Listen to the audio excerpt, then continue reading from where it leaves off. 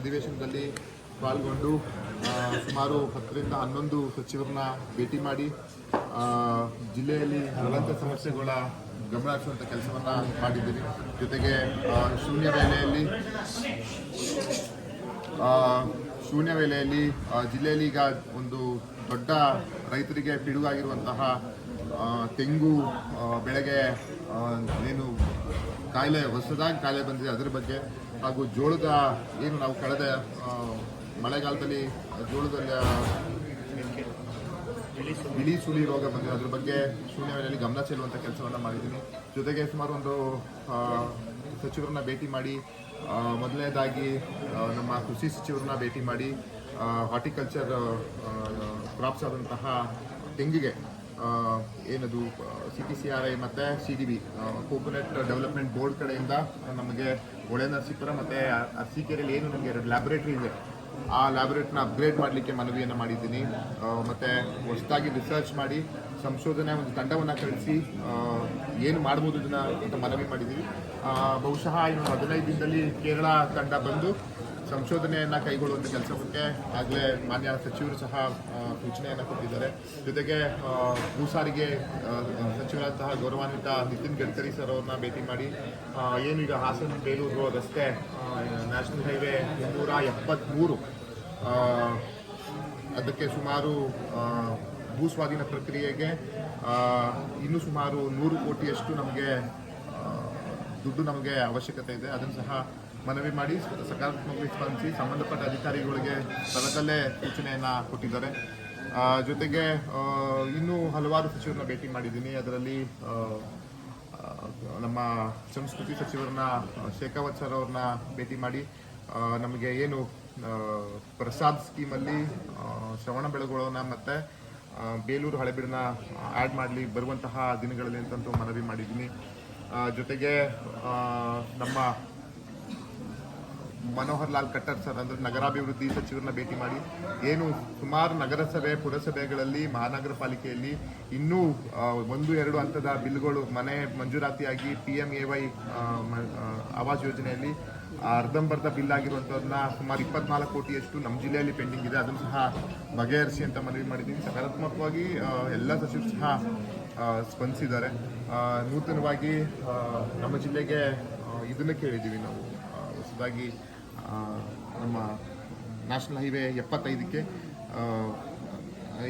ಮಾರ್ನಳ್ಳಿ ಸ್ಟ್ರೆಚ್ಗೆ ಇನ್ನೂ ಹೆಚ್ಚಿನ ಅನುದಾನವನ್ನು ಕೇಳಿದ್ದೀವಿ. ಅದಕ್ಕೂ ಸಹ ಸಚಿವರು ಸಕಾರಾತ್ಮಕವಾಗಿ ಸ್ಪಂದಿಸಿದ್ದಾರೆ. ಹಾಗಾಗಿ ಜಿಲ್ಲೆಯ ಜ್ವಲಂತ ಸಮಸ್ಯೆಗಳು ಕೇಂದ್ರ ಸರ್ಕಾರದ ಅಡಿಯಲ್ಲಿ ನಾವು ಯಾವ್ಯಾವುದನ್ನು ಮನವಿ ಮಾಡ್ಬೋದು, ಯಾವ್ಯಾವುದನ್ನು ತರ್ಬೋದು ಅಂತ ಕೆಲಸವನ್ನು ಮಾಡಿದ್ದೀನಿ. ಜೊತೆಗೆ ರೈಲ್ವೆ ಸಚಿವರಾದಂತಹ ಗೌರವಾನ್ವಿತ ಅಶ್ವಿನಿ ವೈಷ್ಣವ್ ಸರ್ನ ಸಹ ಭೇಟಿ ಮಾಡಿ ಸುಮಾರು ನಿಲುಗಡೆಗಳ ಬಗ್ಗೆ, ಹಾಗೆ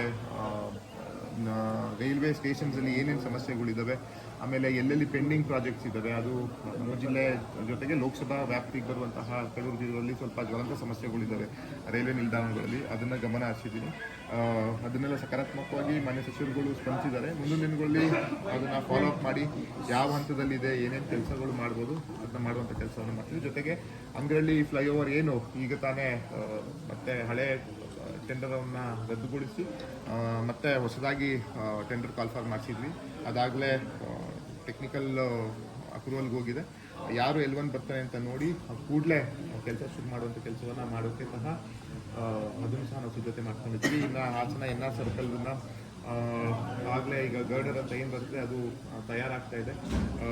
ಬರುವ ಫೆಬ್ರವರಿಯಲ್ಲಿಗೆ ಒಂದು ಭಾಗಶಃ ಒಂದು ಹಂತಕ್ಕೆ ಫ್ಲೈಓವರ್ ಬರುವಂಥ ಸಾಧ್ಯತೆಗಳಿವೆ. ಹಾಗಾಗಿ ಎಲ್ಲೆಲ್ಲೂ ಕೆಲಸಗಳು ನಿಂತಿದ್ವೋ, ಎಲ್ಲೆಲ್ಲಿ ಯೋಜನೆಗಳು ನೆನೆಗುದಿಗೆ ಬಿದ್ದಿದ್ವೋ ಅದನ್ನೆಲ್ಲ ಅಧಿಕಾರಿಗಳ ಜೊತೆ ಕಲೆ ಹಾಕಿ ಅದನ್ನು ಸಂಬಂಧಪಟ್ಟ ಸಚಿವರಿಗೆ ಮನವಿ ಮಾಡಿ ಮನವರಿಕೆ ಮಾಡುವಂಥ ಕೆಲಸವನ್ನು ಮಾಡಿದ್ದೀವಿ. ಯಾಕಂದರೆ ಈ ಸಲ ಲೋಕಸಭೆಯಲ್ಲಿ SIR ಏನು ನಿಮಗೆಲ್ಲ ಗೊತ್ತಿರುವಂಗೆ special intensive revision of electoral ರೋಲ್ಸನ್ನು ಇಡೀ ರಾಜ್ಯಾದ್ಯಂತ ದೇಶಾದ್ಯಂತ ಒಂದು ಸಮಸ್ಯೆಯನ್ನು ಸೃಷ್ಟಿಯಾಗಿದೆ. ಅದ್ರ ಬಗ್ಗೆ ನಾವು ಹೋರಾಟ ಮಾಡಿ ಅದ್ರ ಬಗ್ಗೆ ಚರ್ಚೆಯನ್ನು ಕೇಳಿದ್ವಿ. ಚರ್ಚೆಗೆ ಅವಕಾಶ ಕೊಡ್ದಿರೋದ್ರಿಂದ ಈ ಸಲ ನಮಗೆ ಸೆಷನ್ಸ್ ನಮಗೆ ಬಿಸ್ನೆಸ್ ಏನಂತ ಹೇಳ್ತಾರೆ ಡಿಸ್ಕಷನ್ನು ಬಹಳ ಕಡಿಮೆ ಇತ್ತು. ಯಾಕಂತೇಳಿದ್ರೆ ಬರೀ ನಾವು ಮನವಿ ಮಾಡಿದಾಗೆಲ್ಲ ನಮಗೆ ಅರ್ಜೆಂಟ್ ಮಾಡಿ ಸಭೆಯನ್ನು ಮುಂದಕ್ಕೆ ಹಾಕುವಂಥ ಕೆಲಸ ಮಾಡ್ತೀವಿ. ಹಾಗಾಗಿ ನಮ್ಮದು ಇದ್ದಂತಹ ಕಾಲಮಿತಿಯಲ್ಲಿ ಏನೇನು ಮಾಡ್ಬೋದು ಅದನ್ನ ಮಾಡುವಂಥ ಕೆಲಸವಾಗ ಒಬ್ಬ ಜನಪ್ರತಿನಿಧಿಯಾಗಿ ಒಬ್ಬ ಸಂಸದನಾಗಿ ಮಾಡುವಂಥ ಕೆಲಸವನ್ನು ಮಾಡಿದ್ದೀನಿ. ನಮಗೀಗ ಮುಖ್ಯವಾಗಿ ನಮಗೆ ಸಮಸ್ಯೆ ಆಗಿರೋದು ತೆಂಗುದು. ಯಾಕಂತ ಹೇಳಿದ್ರೆ ಈಗ ಅದು ಜ್ವಲಂತ ಸಮಸ್ಯೆಯಾಗಿ ನಮಗೀಗ ಕಾಡ್ತಾ ಇದೆ. ಅದನ್ನು ಮುಂಚೆನೇ ಹೇಳ್ದಂಗೆ ಕೇರಳದಿಂದ ಒಂದು ಸಂಶೋಧನಾ ಕೇಂದ್ರ ಇನ್ನೊಂದು 15 ದಿನದಲ್ಲಿ ಬಂದು ಏನು ಮಾಡ್ಬೋದು ಮಾಡೋ ಕೆಲಸ ಇತ್ತು. ಜೊತೆಗೆ ನಮ್ಮ ಜೋಳದಕ್ಕೆ ಏನು ಮನವಿ ಮಾಡಿದಾಗ ಒಂದು ಸಂಶೋಧನಾ ತಂಡ ಬಂದಿತ್ತು. ಆ ತಂಡದ ಒಂದು ರಿಪೋರ್ಟನ್ನು ಏನನ್ನ ಕೊಟ್ಟಿದ್ದಾರೆ ಅದನ್ನು ಸಹ ಮಾನ್ಯ ಸಚಿವರಿಗೆ ಮನವಿ ಮಾಡಿದ್ದೀನಿ. ಇದನ್ನು ಅನುಷ್ಠಾನಗೊಳಿಸಿ ನಮ್ಮ ಜಿಲ್ಲೆಗೆ ಅನುದಾನ ಮಾಡಿಕೊಡಿ ಅಂತ. ಹಾಗಾಗಿ ಅದು ಸಹ ಸಕಾರಾತ್ಮಕ ಸ್ಪಂದಿಸಿದ್ದಾರೆ. ಎಲ್ಲ ಸಚಿವರು ಸಹ ಸಕಾರಾತ್ಮಕ ಸ್ಪಂದಿಸಿದ್ದಾರೆ. ಮುಂದಿನಲ್ಲೂ ಕಾದು ನೋಡುವಂಥ ಕೆಲಸ ಮಾಡಬೇಕು. ಅದು ಯಾವ ರೀತಿ ಕಾರ್ಯಕ್ರಮವಾಗಿ ಕೆಲಸವಾಗಿ ಕಾರ್ಯಗತಕ್ಕೆ ಬರ್ತದೆ ಅನ್ನೋದನ್ನ ನೋಡಬೇಕು. ಸರ್, ಬಿಳಿ ಸುಳಿ ರೋಗ ಸಂಬಂಧಪಟ್ಟಂಗೆ ವರದಿಯಲ್ಲಿ ಏನಂತ ಹೇಳಿದ್ದಾರೆ ಸರ್ ವಿಜ್ಞಾನಿಗಳು? ಬಿಳಿ ಸುಳಿ ಯಾವ್ದ್ರದ್ದು ಅದರಲ್ಲಿ ಅವರು ಸುಮಾರು ಅಂಶಗಳು ಕೊಟ್ಟಿದ್ದಾರೆ. ಒಂದು ಕ್ರಾಪ್ ರೊಟೇಷನ್ ಕೊಟ್ಟಿದ್ದಾರೆ. ಇನ್ನೊಂದು ಹೊಸದಾಗಿ ಅವರು ಸೋಯಾಬೀನ್ನ ನಿಮ್ಮ ಜಿಲ್ಲೆಯಲ್ಲಿ ಬೆಳೆಯಿರಿ ಅಂತ ನಮಗೊಂದು ಆಶಾದಾಯಕವಾದ ಒಂದು ಮೆನ್ಷನ್ ಮಾಡಿದ್ದಾರೆ. ಈ ಸೋಯಾಬೀನ್ನ ನಮ್ಮಲ್ಲಿ ಜಿಲ್ಲೆಯಲ್ಲಿ ಎಲ್ಲೂ ಸೋಯಾಬೀನ್ ಇಲ್ಲಿವರೆಗೂ ನಾವು ಬೆಳೆದಿಲ್ಲ. ಯಾಕಂದ್ರೆ ಅದು ನಮ್ಮ ರೈತರಿಗೂ ಸಹ ಹೊಸದದು. ಹಾಗಾಗಿ ಅವರು ಒಂದು ರೆಕಮೆಂಡ್ ಮಾಡಿದ್ದಾರೆ, ಜೋಳದ ಜೊತೆಗೆ ಸೋಯಾಬೀನ್ ಬೆಳೆಯೋದನ್ನ ಅಭ್ಯಾಸ ಮಾಡ್ಕೊಳ್ಳಿ ಅನ್ನೋದು ಒಂದು ರೆಕಮೆಂಡ್ ಮಾಡಿದ್ದಾರೆ. ಆಮೇಲೆ ಸುಮಾರು ಅಂಶಗಳು ಕೊಟ್ಟಿದ್ದಾರೆ, ಮೆಡಿಸಿನ್ಸ್ ಆಗಿರ್ಬೋದು, ಮತ್ತೆ ಈ ಡ್ರಿಪ್ ಇರಿಗೇಷನ್ಸ್ ಏನು ಬರುತ್ತಲ್ಲ ಅದ್ರ ಬಗ್ಗೆ ಸಹ ಮಾಡಿಫೈ ಮಾಡಿ ಅಂತ ಏನೇನೋ ಕೊಟ್ಟಿದ್ದಾರೆ. ಅದನ್ನೆಲ್ಲ ನಾವು ಸಜೆಷನ್. ಓಕೆ ಸರ್, ಈ ಹಾನಿ ಆಗಿರೋದಕ್ಕೆ ಕಾರಣ ಏನು ಅಂತ? ಸೀಡ್ಸ್, ಸಾಯಿಲ್ ಇಲ್ಲ, ಸೀಡ್ಸ್ ಸಮಸ್ಯೆ ಇಲ್ಲ, ಕ್ರಾಪ್ ರೊಟೇಷನ್ ಆಗಿಲ್ಲ, ಮತ್ತೆ ಕ್ಲೌಡಿ ವೆದರ್ ಏನಾಗ ಅಕಾಲಿಕ ಮಳೆ ಆಯಿತು ಮೇಯಿಂದನೇ ನಮಗೆ ಮುಂಗಾರು ಏನು ಸೋನೆ ಮಳೆ ಸ್ಟಾರ್ಟ್ ಆಯಿತು, ಅದ್ರದ್ದು ಒಂದು ಸಮಸ್ಯೆ. ಮತ್ತೆ ನಾವು ಸಹ ಬೀಜದ ಬಗ್ಗೆ ಅನುಮಾನ ರೈತರು ಮತ್ತು ಪ್ರಗತಿಪರ ಸಂಘಟನೆಗಳು ಸಹ ಕಂಪ್ಲೇಂಟ್ ಮಾಡಿದರು. ಆದರೆ ಬೀಜದ ವಿಷಯದಲ್ಲಾಗಿರ್ಬೋದು ಯಾವುದೇ ರೀತಿ ಅದು ಸಮಸ್ಯೆ ಬಂದಿಲ್ಲ. ಇದು ಅವರು ನೇರ ಹೇಳಿದು ಕ್ರಾಪ್ ರೊಟೇಷನ್ ಫಾಲೋ ಮಾಡಬೇಕು ರೈತರು ಅಂತ ಕೊಟ್ಟಿದ್ದಾರೆ. ಜೊತೆಗೆ ಹೊಸದಂತಹ ಕ್ರಾಪ್ಗಳನ್ನ ಬೆಳೆ ಅಂತ ಅಂಶ ಕೊಟ್ಟಿದ್ದಾರೆ.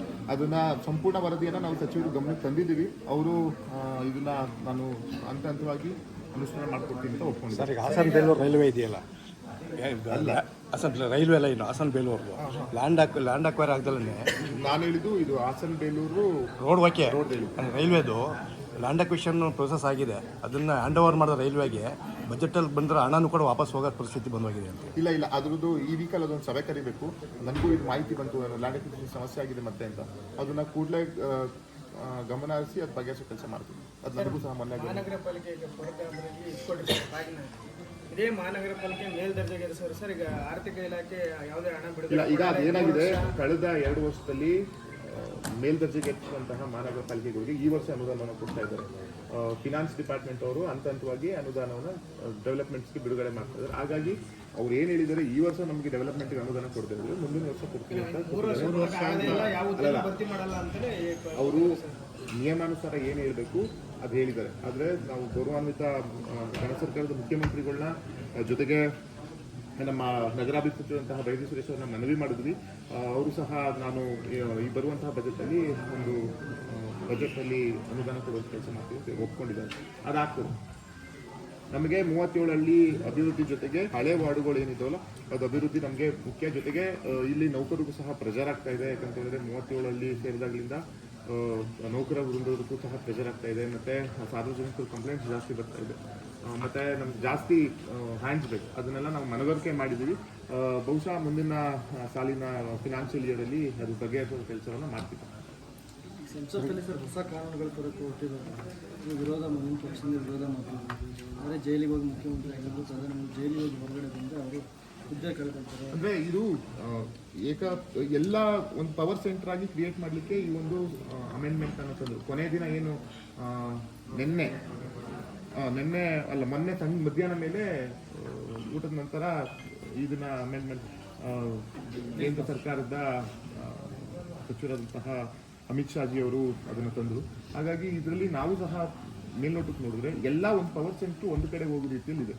ಈಗ ಅವ್ನು ತಪ್ಪು ಮಾಡಿರ್ತಾರೋ ಇಲ್ವೋ, ಸಚಿವರಾಗಿರ್ಬೋದು, ಮುಖ್ಯಮಂತ್ರಿ ಆಗಿರ್ಬೋದು, ಅದನ್ನು ಏಕಾಏಕಿ ಅವರು ಟರ್ಮಿನೇಟ್ ಮಾಡೋದು, ಅವ್ರನ್ನ ತೆಗೆದಾಕುವಂಥ ಪವರ್ನ ಏಕಾಏಕಿ ಅದನ್ನು ಒಂದು ಪವರ್ ಸೆಂಟರ್ ಆಗಿ ಮಾಡಿ ಒಂದೇ ಕಡೆಗೆ ಕೇಂದ್ರ ತರುವಂಥ ಕೆಲಸ ಮಾಡ್ತಾರೆ. ಅದಕ್ಕೆ ನಮ್ಮ ಪಕ್ಷದಿಂದ ಆಗಿರ್ಬೋದು, ಇಂಡಿಯಾ ಮೈತ್ರಿ ಕೂಟದಿಂದ ನಾವು ವಿರೋಧ ಮಾಡಿದ್ವಿ.